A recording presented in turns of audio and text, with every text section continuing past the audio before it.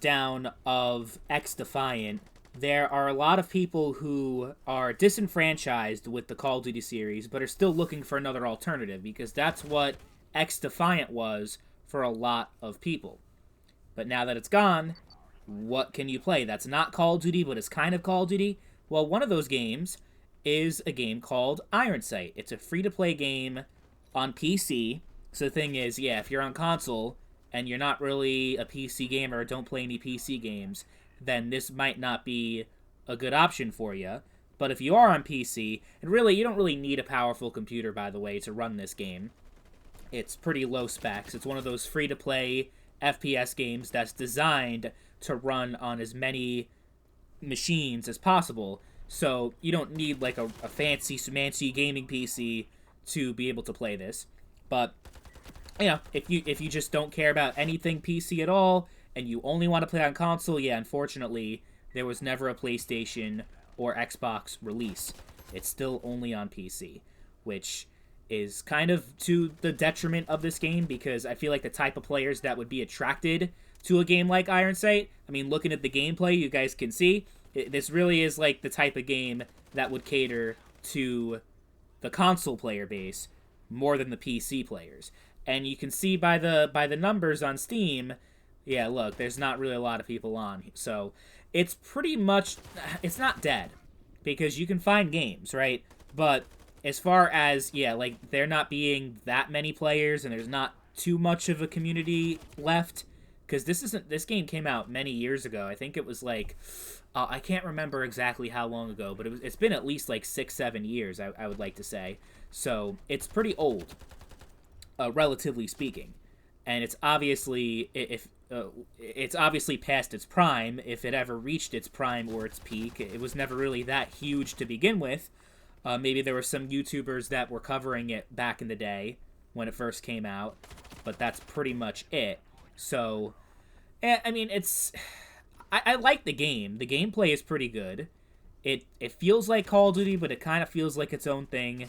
It's kind of like a good middle ground where it does some things that Call of Duty does and other things that make it more unique, although it's just, at the end of the day, it's more of just your average, generic, free-to-play FPS on the surface. Like, it's not like, oh my god, this, like, innovative, groundbreaking experience. And I would also say, for a free-to-play game, the monetization is actually, like, really fair and not egregious at all. Like, it's actually pretty good.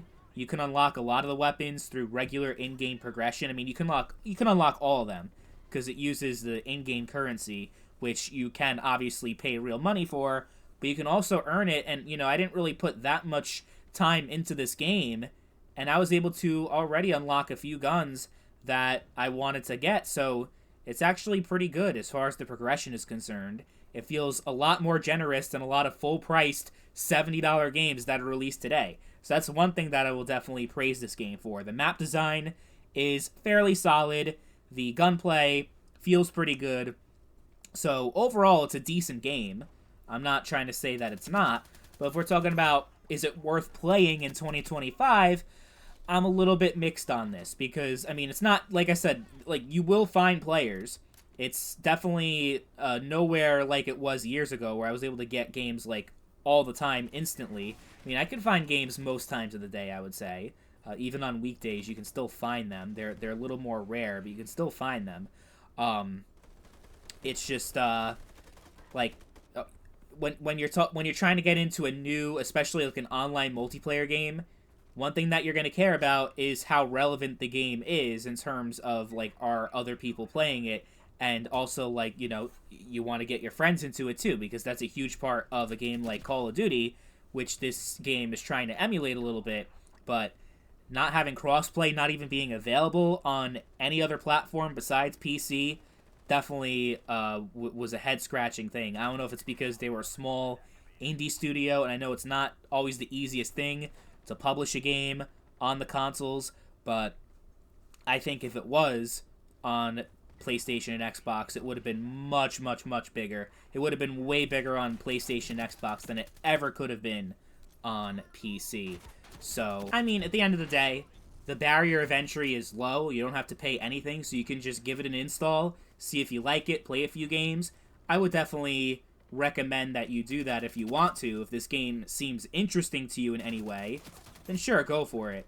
But as far as, like, finding that game that you're going to sink so many hours into, and it's going to be your next online shooter that you fall in love with, probably not going to happen. Not in 2025. I mean, they are still supporting this game. There's maintenance updates and that kind of stuff. Not really a whole bunch of new content these days, like I said, just because there's not much of a market and not much of a player base to be able to do that. The game also has no controller support and no aim assist, which I think is, you know, even if you are a Call of Duty player that primarily plays on console but you want to try it out on PC, that might also turn you off quite a bit, because I know there's a lot of PC gamers, or a lot of console gamers, rather, that, you know, they'll play a game on PC, but if they can't use controller, especially for a COD-like game, they're not gonna be interested just because of that, right? But overall, Ironsight is a pretty decent game that should have been more popular than it was, but it wasn't.